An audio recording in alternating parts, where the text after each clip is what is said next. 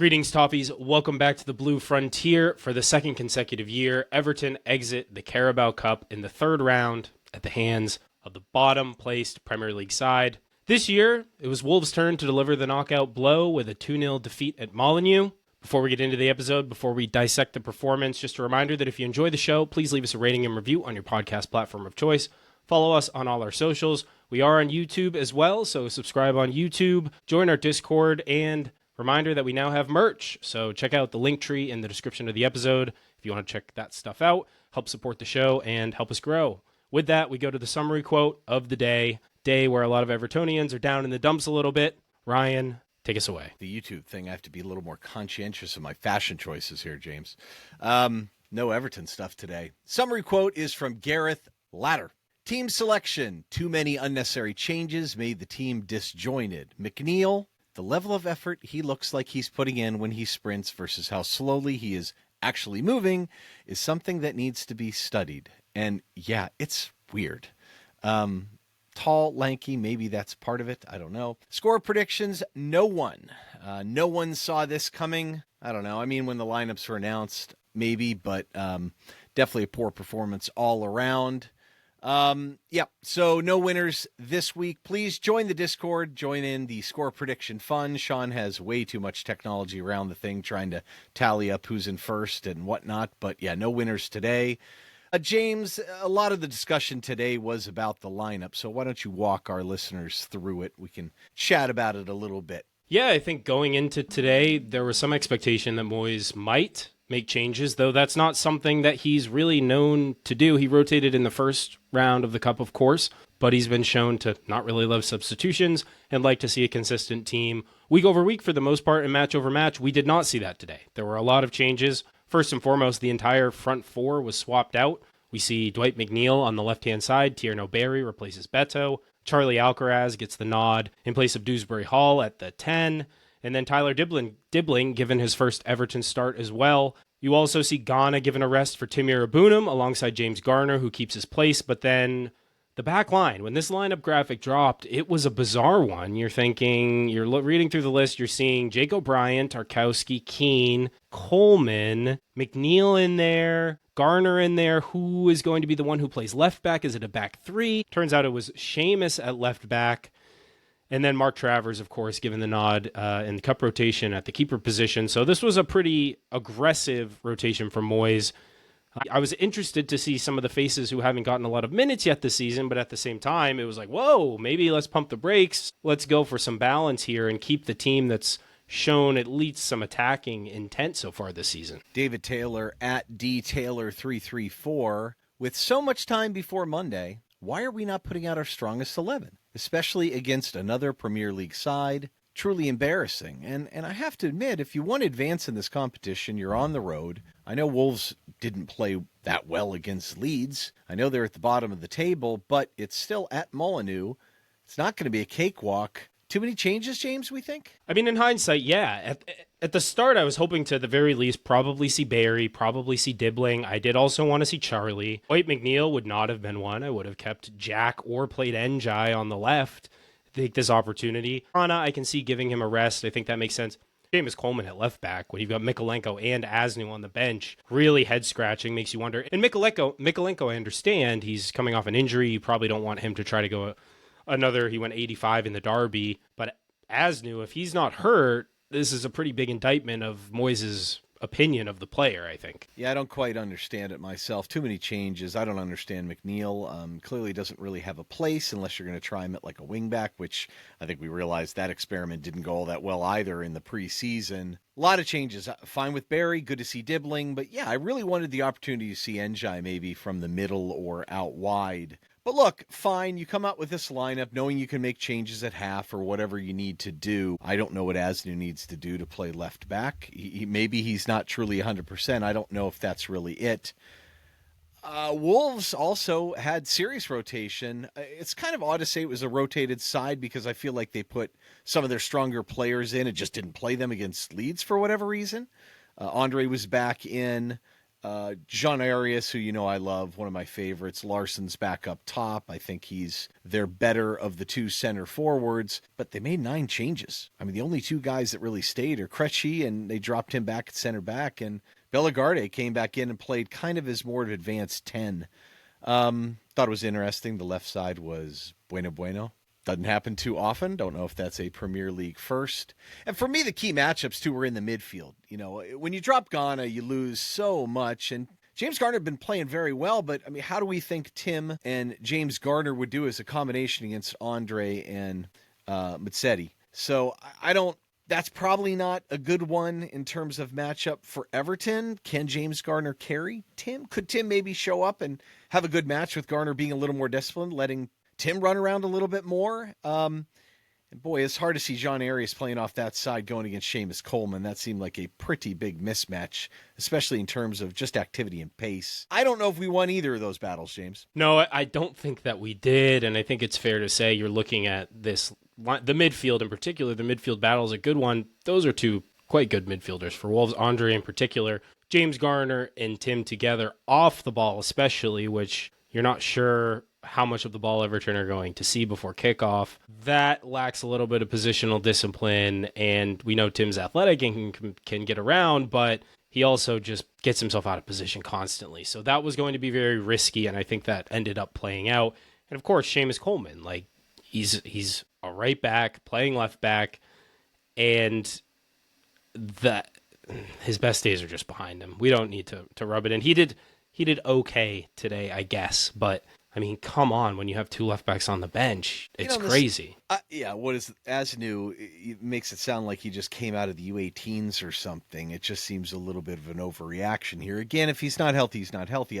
We're not been given that impression that that's the case. So I was really looking forward to seeing him play today. That being said, I agree. I don't think there should have been any rotation, to be perfectly honest. If we're taking this competition seriously, you want to try and win it. I think this is our best chance of winning a trophy. I don't think it's a high chance regardless. I don't think this is that great a team. But maybe David Moyes is just saving his players up for his push for Europe in the league, James. What do you think? I'll be interested. We're recording shortly after the final whistle, so Moyes' comments post-match, his explanation will be very interesting. Maybe we can dig some of those up before the end of the episode, but the rationale. I don't know. And the match didn't start off with a bang either, right? I mean, it seemed fairly uneventful, played very much in between the 18s for really until this dibbling chance in about the 18th. Yeah, the 18th minute, Seamus actually plays a pretty good ball into space for Charlie to run onto. He does well to drive the ball forward, passes it to Dibbling, who takes a touch to the outside and fires a shot. It's actually a decent angle. Can't quite get it on target, but that was the first notable chance for either team. And then Everton get a little bit of momentum, create a couple chances following that. Jake O'Brien has a cross that finds Tierno Barry, but not really in a position to do anything with it, and the header's nowhere near the goal. And then 4 minutes after that, a long throw from Jake O'Brien, Keane redirecting the header. This was actually a good chance. Keane does well here. I don't know if it was 0.93 expected goals post-shot, though. No, definitely not. I mean, Sam Johnson had a good game, and this was a good save. 0.93. I mean, it wasn't that remarkable, I wouldn't say. Keane, we know this is what Keane can do on set pieces, though. He can be dangerous. And he was a threat all day on set pieces, for sure. I think that's true. Unfortunately, Everton didn't create a whole lot from open play. There were some pockets in the midfield we were trying to exploit, but ultimately Wolves gets a big chance here, and they punish Everton. You know, it really starts with a fantastic volley from Arias across the face of goal. Travers does well, I think, to save it. Falls, and there's nothing you can do about this one, I don't think. Maybe Keane could have blocked it. I don't know, James. I mean, this is just Johnny on the spot and a decent finish. Yeah, and it's Krejci who kind of hits it into the box in the first place to set up Arias for the volley. As you say, Travers makes the good save, but in doing so takes himself completely out of the play. Manetzi, it's a volley, but it's effectively a tap-in. He just has to find somewhere. Goal's wide open. He has no problem doing so, and Everton are down 1-0. Wolves' first real meaningful chance. But Arias was dangerous on the day for sure. Yeah, but it's a little bit against the run of play. I can't say that Everton were incredibly dangerous, but I feel like they were in decent control of the match. Just some of the breaks the other way, you get nervous with that back line, especially with that midfield, which just would vacate space at times. Definitely gave Wolves some chances to hit us on the counter. What was going on with this yellow on Tierno Barry? I know he's a young kid, I guess, but kicking the ball away, just no reason. I hate to take a yellow like this, too, because as a center forward, you want to be playing aggressively the whole time. This is just not what you need to be doing with an audition like this. And you felt like Beto coming off a poor match. Barry playing okay in the second half against Liverpool. Hey, man, this is your chance to step forward and really claim the spot. And I don't believe he did that. No, and this was in the 32nd minute, and you could tell Barry's frustrations had been growing a little bit. Again, he's not the most physically imposing, so he's getting manhandled a little bit. He's doing okay. You think he won 4 aerials in the first half, so he's doing all right, but the frustrations grew, and then he feels like he deserves a foul, doesn't get it, and then it's just loss of composure, which you expect from a young player, but you have to do much better. This was frustrating for me because we've seen some of these body language issues. In the Brighton match in the first half, I remember as well, he was showing some signs of frustration, kind of throwing his hands up. I don't think it's an indictment of him as a player as a whole, but something he just needs to be a little bit more mature about. Agreed. New league, new transition. Lots of things to consider there. Tark was coaching a little bit on the sidelines. I still think he's a great talent. There's plenty of time to watch him develop. Couple chances here kind of at the end, James, but nothing incredibly threatening. Everton were building into the match a little bit, but really couldn't get through their back line. Yeah, struggled quite a bit. There was a play where Hwang took on Jake O'Brien and shot gets deflected out. I noticed around the 33rd, it might have been even half an hour in, that Dwight and Charlie had seemingly switched. Charlie gone out to the left and Dwight came into the middle. Didn't really benefit anyone, I don't think, very much. Certainly not Dwight McNeil. And then Bellegarde, Strand Larson has an opportunity to cut back to Manetzi, and Travers makes a save. But the last play before the half, Barry winning a corner, actually pretty nicely. And then Wolves, again, on the ensuing corner, we hit it short to flex off the first man, and Wolves have a breakaway, but they just can't connect to create a chance. We just didn't look entirely comfortable on the ball or threatening. I thought Garner was doing okay trying to find space. A couple times Charlie broke through near the kind of second half of the first half and threatened a goal, but nothing really came out of it. Would have liked to see him on the ball more. He was certainly trying. It was just very hesitant. Dibbling got stuck in some bad spots, had to try and dribble out of it. Sometimes looked good. Dibbling's the one where you saw flashes at times of a guy that could be a really good player. But something clearly had to give here at half, James. I mean, I think you look at it in general, the numbers would favor Everton to some extent. I think Everton had decent control of the game at times, even if Wolves had a lot of possession. Probably created the more dangerous chances, but Wolves had the big one, and you could also point to game state a little bit. So you kind of knew what was going to happen in the second half. Vitor Pereira was going to set up a little bit more defensively. He'll do that. His teams are always very combative. So Everton had to make changes. I don't know. What are your thoughts about the first half, James, and then lead into the changes here? Because I don't think these are the changes some expected. They weren't. First half was a very frustrating one. Agree that we had 6 shots to 6 in terms of the numbers, and only managing 1 on target. Wolves have 3 shots on target. XG numbers 0.72 to 0.4, but you don't expect Everton to dominate the ball in most games, but even away to a team that's rock bottom of the Premier League without a win. And that really played out, 36% to 64% for Wolves. I just think in possession and out, it didn't feel like a very cohesive tactical plan. Like, players didn't know really where they were supposed to be. And part of that you can definitely chalk up to the rotation. A lot of these guys have not played much at all, much less played together. And so in some ways, I think you're just asking for this type of first half performance where guys are trying to figure things out as they go. It's a lot easier to plug and play a couple guys in at once to kind of maintain your rhythm. Lots of questions need to be asked about it, though, and I guess we shouldn't be entirely surprised about that first half performance. Yeah, and the changes, Beto on for Barry. Okay, Barry's on the yellow. I get it. I probably would have given him a little bit more of a run out. Credit to Beto. I feel like he came out there very strong, very aggressive, moving the ball around, carrying it, getting it to Njai. But I don't understand this sub for Dewsbury Hall. Apparently he's David Moyes' favorite son, but I don't think Charlie did enough to be subbed off. If anyone, Dwight McNeil was remarkably ineffective. I don't know. I like what Kevin Dyer says here. Nebula 1979. I think he hits a lot of the things that I was thinking as well. Yeah. So Kevin goes on to say changes at halftime should have been McNeil, Irabunum, and Coleman for Jack, Dewsbury Hall, and Aznou. Give it 15, then Beto for Barry, Also says McNeil is finished at Everton. Tim, a phantom, no clue why he played 90 plus. Not sure why Alcaraz was hauled off, and I'm not either. Alcaraz, Charlie was at least driving the ball forward, looking to receive the ball. Of all the players who lacked impact, Charlie was not really one of them. I would have liked to see him given an opportunity to go in the second half. The thing with McNeil, I mean, look, we know, first of all, the fact that we have so many more attacking options has pushed him so far down the pecking order. It's remarkable that some people last season viewed him as our best attacking player. We know that this pod, that was not the consensus. But on the left-hand side, too, where he's ostensibly like more effective, best set up for success with his left foot, he did nothing.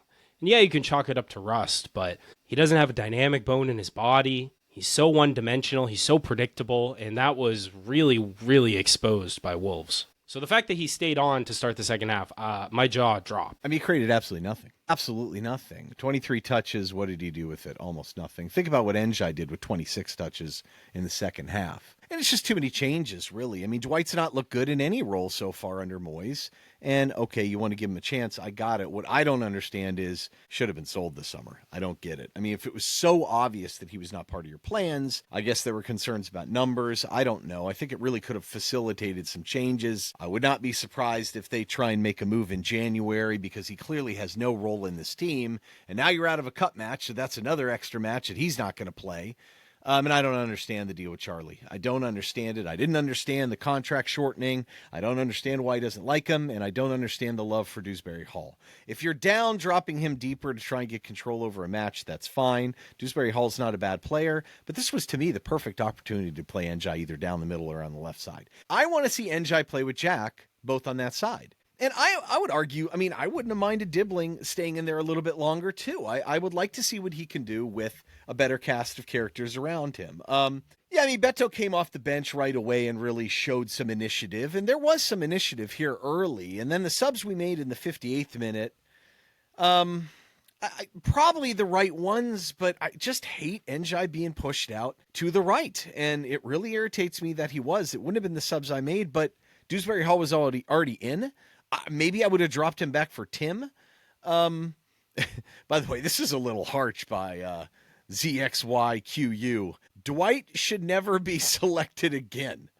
Yeah, I don't know. And a lot of it was trying to get Njai in the ball on the right side. I don't understand it. You know, I maybe think, oh, well, Tim's going to push up higher and win the ball or something, but that was not the case. And I mean, what does Aznou need to do to get a match? I mean, you're down here. Wouldn't he give you a dynamic threat? You might think so, but yeah, by the 58th minute, Moyes has basically conceded that the lineup attacking four he rolled out with was a complete error, and he goes with the unit that has brought Everton what success we've had so far this season. Grealish coming in, no surprise, as you say. Njai going directly back to the right. I don't even know if you need to put Jack Grealish in this game. I think there's ways to work around it. As you say, Njai on the left, even dropping Dewsbury Hall deeper and keeping Charlie on. Like, that totally works for me. Keeping Dibbling, who there's just, with Dwight being so one-dimensional on the left, it puts a lot of pressure on Dibbling. If you have Njai over there, that gives him a little bit more space and opportunity to operate. So that said, Grealish comes on and is impactful in the game. Draws a couple fouls very quickly, but as you said, Ryan, almost immediately upon Njai coming in, it's like feed Njai on the right, try to get him in 1v1s, look for him to exploit, and he wasn't really great at it at executing. He had a couple decent dribbles through. We know what Njai's capable of. It's really hard to take the ball off him, especially like even back to goal. He does a really good job retaining it. But this play in the 67th, Grealish launching one, curling one from deep all the way to the back post for O'Brien. Jake actually does extremely well to even keep it in play. He's like reaching around the defender with his foot, but it's an easy one gathered by Johnston. And then Everton really, I think, well, actually, Wolves a minute later make a double sub. I think Vitor gets this one right. Yes, takes Hwang off, who had fired a number of shots over the bar, but didn't do much for Gomes. And then Strand Larson off for Rocador. Again, changing the game. They're content to kind of pack it in and not even push for the second goal here, just sort of absorb the pressure and look to counter. And And Grealish continues to draw fouls. He gets brought down by Bueno. This one's very close to being a penalty, actually. Bueno gets a yellow. Jack drew 5 fouls in 35 minutes. I mean, this is what we know he's capable of, and probably could have gotten a couple more, to be honest. No VAR, what can you say? Yeah, when they made the sub for Tolu, you knew he'd kind of be sitting up there almost in isolation. The guy's a house. Not the greatest player, but he can score, especially if he's isolated against our center backs. Right after this play, though, Garner gets the free kick, and I mean, this was the match, really. I mean, this is absolutely pummeled right against the crossbar. Such a massive chance. Keeper doesn't even move. And Johnson wasn't going to get anywhere near it, too. It just is unfortunate it doesn't go in.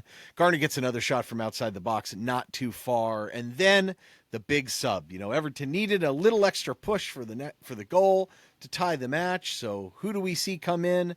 Seamus Coleman can't quite go the full 90. So the attacking stalwart at left back, we sub in Mikolenko. James, this one to me is the one that is absolutely unforgivable. I don't understand this at all. There must be something going on with Aznou, or really anyone at this point. I thought it was ironic, too, that Irabunum just shanks one after this. I mean, almost completely whiffs on the ball. At least he didn't hurt himself like Broja did last year. But what does Aznou need to do to get in the game? Isn't this the perfect time to bring in an attacking fullback? And he's a little more balanced than that. But we talked about last match how you want to get Jack more in the middle of the match or middle of the field. Wolves are packing it in pretty good at this point. Something going on here, man. Yeah, and look, we could be totally wrong and he might not be fully fit, but the fact that he's been on the bench for weeks now says to me that it's not injury related. And if it's just Moyes doesn't really think he's up for it, that's a concern, because I think the consensus and what he's proven in his career is that he can help this team at the left back position in exactly this situation. You need a little bit more going forward. He has that in his repertoire. He's a pretty decent attacking player, having played winger in his career in the past. I don't know. This one was really frustrating to me. And okay, great. In the 77th minute, we finally actually have a left back in position. It's Mikolenko. He's defense first. That doesn't really help us very much. No, just that back line itself is just so defensive oriented to begin with, or sub Patterson in or anything really. I don't know. And that way maybe play Jake in the middle. There are lots of things you could do. Go to a back three. Nope, none of those things. Wolves make some subs here in the 81st. Guys that put in a pretty good shift. And then, you've got a couple chances here at the end for Njai. Njai with the one in the 82nd where he's kind of flying at speed. But again, he's on the right side, and you could just tell it's either a bad angle shot from the right foot or cutting inside on the left, which isn't where he's that dangerous. He lost the ball a couple times as well. I don't know how many times he got fouled. Strange injury here for Andre here. I assumed he was just going down to halt play, but it looks like he might actually be a little bit injured. Not what Wolves need for a guy that's starting to come back and a very good midfielder.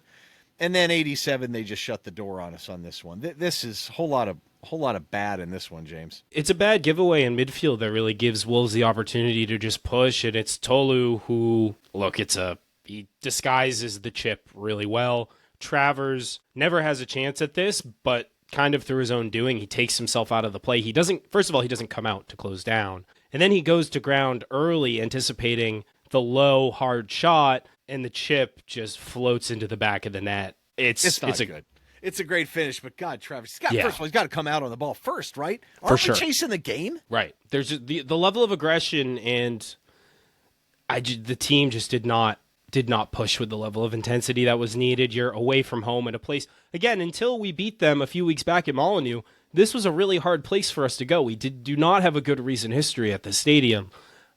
I just am so frustrated with the lack of intensity. Yeah, I think Vitor set him up pretty well too. And the one thing you can say about his teams is they play hard. They'll hack you, they'll kick you, they'll do all sorts of different things. In the second half, it was 10-5 in fouls. That doesn't surprise me at all. I mean, they were kicking Jack all over the place. But really no big chances at all for Everton in the second half. And I think that's what's really disappointing. And we saw it at Liverpool too.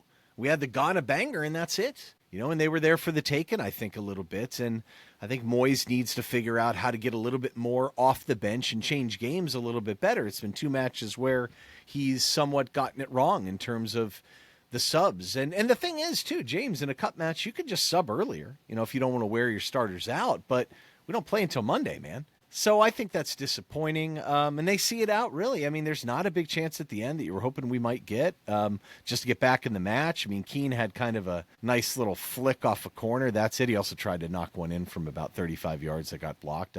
You saw him lining up on that one. You're like, oh, boy, here we go. But, yeah, I mean, I think, Everton had the ball most of the second half, over 60% possession. Expected goals at 0.68. And I don't know if that's even fair or high. And I think the story of the match was from open play. I mean, when you look at the XG numbers in total, Everton's were much higher, but not from open play. So think about that. Wolves sitting in a game state for much of the match where they didn't have to score, still creating more. Everton got a lot of their stuff on set pieces, and that's fine. Much of it was Michael Keane at 0.68 XG, which is crazy. But other than that, you had some NJ shots. 0.21 XG off 3 shots in the second half, none of which were taken very well. I don't think you're wrong by suggesting that maybe the energy and the commitment wasn't there, which is interesting. I mean, you go to the bench for that, you would think. Like, that's the one thing that's totally inexcusable. If these guys are going to have opportunities, they better come out there like their hair's on fire. And when the top 5 guys in defensive contributions are all Wolves players, and again, Everton were on the ball a lot, at least in the second half, but not comparatively throughout the entirety of the match. I don't know. A lot of the match was playing between the 18s. Certainly, though, over time, it was more in their defensive end. Only 19% of the match was played in Everton's defensive end. It felt like that, but I also didn't feel like we threatened that much in the final third, James. You know what I mean? It just felt like we were just really ineffective, kind of just shooting blanks. Yeah, it really did, especially once the subs. I mean, the first half was crazy, like completely ineffective on both flanks. Dibbling had a couple moments, but really nothing major. But then you bring on NJ and Grealish, who have looked pretty threatening individually, but it almost felt like we were just looking for them to do something, and Wolves had kind of figured out that all you have to do is stop them from doing something, and they don't really have any other answers. Yeah, throw a couple numbers at NJ, let him dribble around, and don't commit too many people in transition where he's really deadly, and just keep him off wide from the goal. He's not going to score that much from the right wing. Jack was cutting inside a little bit. You could tell he was trying to threaten the goal, but they know that's coming, and they're all over him as a result. And in some capacity, you could say, well, they went and kicked Jack, and we just didn't do much on the ensuing free kicks, and Garner hit the post. But yeah, it's just kind of disappointing in general. I think you've nailed the best performer, though, at least in terms of good performers. There was a standout for Everton. I think it was very clear. Yeah, and given that Sean is not able to record today, I had to carry his torch in picking none other than James Garner yet again. Led all players on both teams in passes with 62. Thought he was, especially in the second half when we were on the ball, really relentless with going and getting on the ball.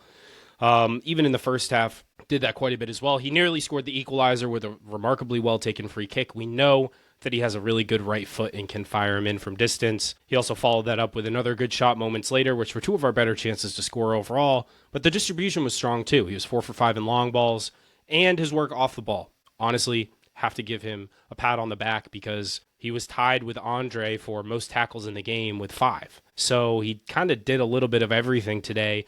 And with Tim kind of running around, not really, and caught in no man's land quite a bit, a lot of responsibility fell on Garner's shoulders, and I think he did an admirable job. I think you're just asking a lot of Tim, and Tim wanted to drive the ball forward. He was just driving into a wall. He's probably a little bit better when he can kind of support the rest of the team, and his energy's there, his athleticism is good. Maybe pressing up higher if he has 2 people behind him, but Wolves also did a good job of preventing us from really getting going in transition. Like, that's where you'd want Tim. That's where you want a lot of this team. And we didn't really have that many opportunities to do it. They just looked more up for it. But there's also quality in that team in midfield. I think if you take Garner out of the lineup, James Garner's not going to carry a team necessarily. I think he's playing really well right now. Certainly the best he's played in an Everton kit. But, I don't think he's in the same league as some of those guys, and that's Wolves' strength. So if they could put numbers behind the ball and try and play through their midfield, and they've got some dangerous guys out wide, and, just Everton certainly wasn't bringing the aggression. I thought Jacob Bryan was okay, but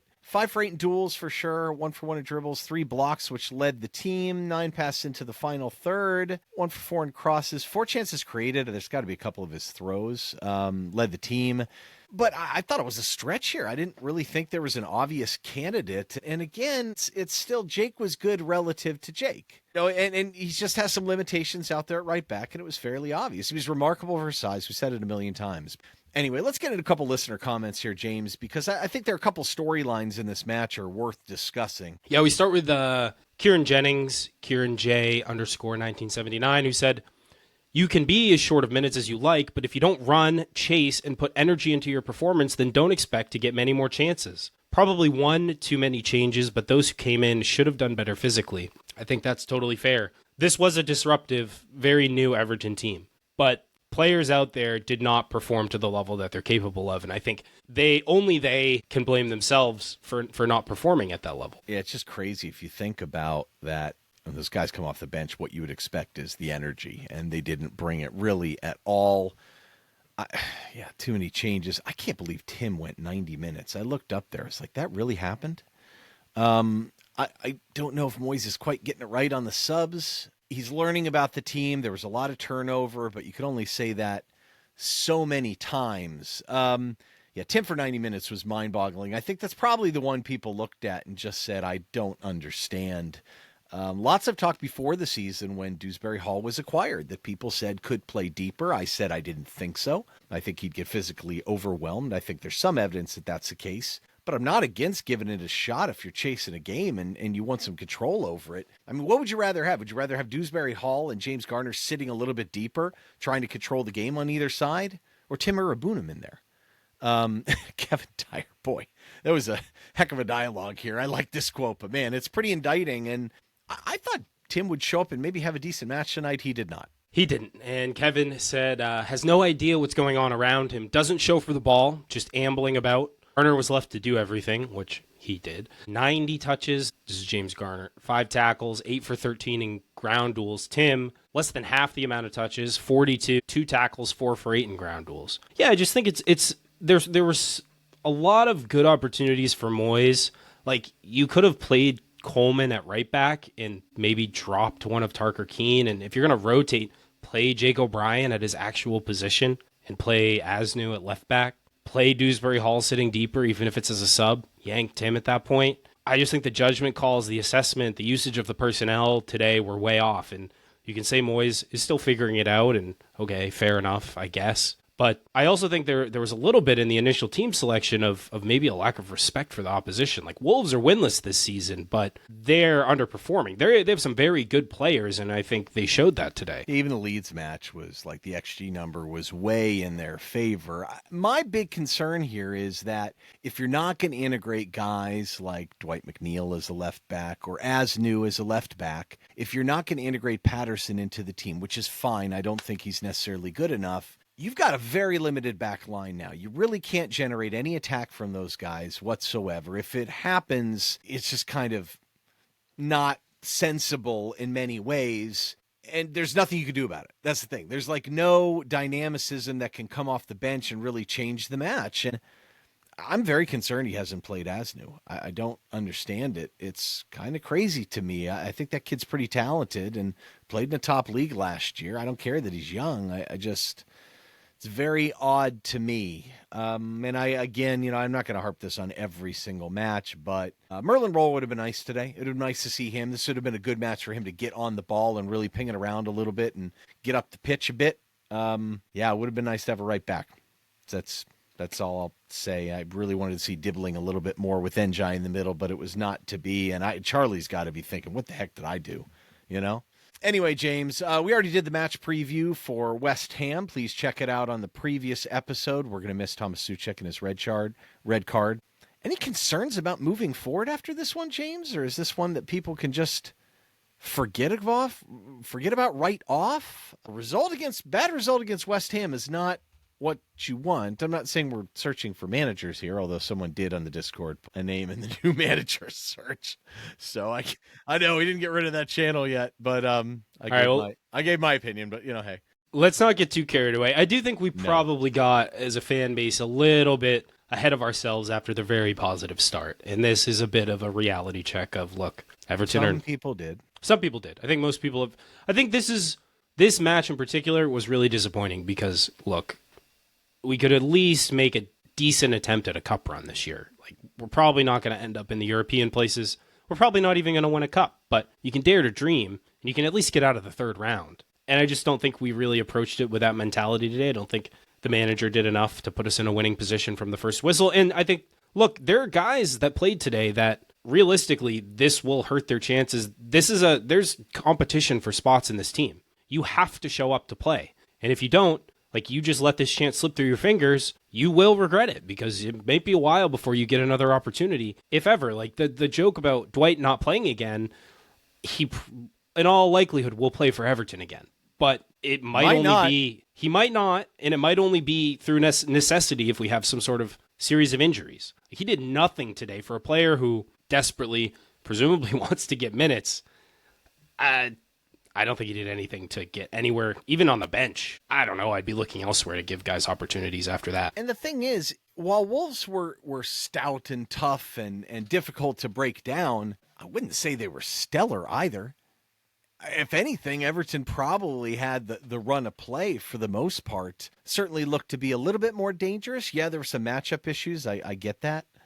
The Mikalenko sub to me is still just astonishing. And I don't understand, like, why Dewsbury Hall had to be your sub at half. That was just very strange to me. I really wanted to see Charlie a little bit more, maybe with some guys that can create a little more space for him. He's dangerous. He can score. I don't know. I think it's fair to ask some questions. I'm looking forward to seeing the post-match presser. We'll see if Moyes has some things to say. Join us back on the Discord for some of that discussion. I'm sure that will be going on into the evening. Any last-minute thoughts on this one, James? I mean, I just don't think this is one that really requires a ton of analysis. I think some of the takes that the effort wasn't there, especially for guys that were trying to show something, is spot on. It's hard to ignore that. Yeah, I think my only last thought is, look, I hope Branthwaite comes back soon. I really, really hope he comes back soon. I do have some concerns about this Everton back line. Like, if you're resorting to Seamus Coleman out of position at his age, that's not a good sign. And it's not even, it is partially personnel and recruitment, but it's also just the manager's usage of the current squad. And that's more concerning than anything else. What does he have to lose by putting Aznou in instead of Mikalenko at this point? 15 minutes is going to be gone, left in the match in essence. Mikalenko is going to be your guy I just don't even understand it. It doesn't make a lot of sense at all to me. And I know people talk about attack, that we have more attacking options, but I mean, attack has to happen from all over the place. It's somewhat of a numbers game at times. And if they're all sitting back and Mikalenko is still sitting up high and you're relying on Jake O'Brien to get around the corner and fire crosses in, I don't see how that's going to go particularly well. Agreed. But we will leave it at that for this episode of The Blue Frontier. Thank you all for tuning in. We appreciate it. Just a reminder, if you enjoy the show, leave us a rating on Apple Podcasts or Spotify. Subscribe to us on YouTube now. You can find us on there. Leave us a comment. Let us know what you thought about the episode, about the match. Follow us on all our socials, all that good stuff. Check out the merch. Link in the description, as I said. Until next time, up the Toffees.